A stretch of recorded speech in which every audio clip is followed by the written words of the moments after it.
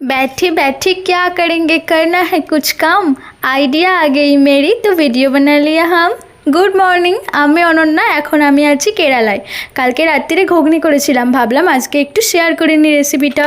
তো ঘুগনির কড়াইগুলো 5 ঘন্টার জন্য ভিজিয়ে রাখতে হবে। তারপর প্রেসার কুকারে কড়াইগুলো দিয়ে লবঙ্গ, দারচিনি, তেজপাতা, এলাচ, নুন, হলুদ গুঁড়ো দিয়ে সেদ্ধ বসিয়ে দিয়ে অন্যদিকে নিজে পরিমাণ মতন আলু, পেঁয়াজ, টমেটো, কাঁচা লঙ্কা, আদা, রসুন কেটে নেব।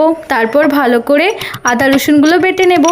কড়াইয়ে তেল দিয়ে একটু গরম হলে চিনি দিয়ে দেবো রঙের জন্য। চিনি গলে গেলে আলুগুলো ভালো করে ভেজে নেব।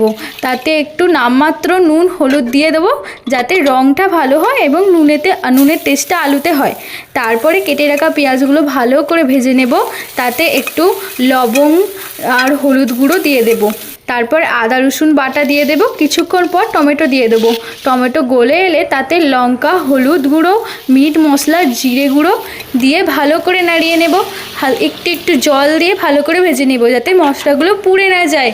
তারপরে হয়ে গেলে কড়াইগুলোকে ভালো করে মশলার মধ্যে দিয়ে নাড়িয়ে নেব যাতে মশলাটা ভালো করে মিক্স হয়ে যায়। আর তারপরে সেদ্ধ হওয়ার ওয়েট করব।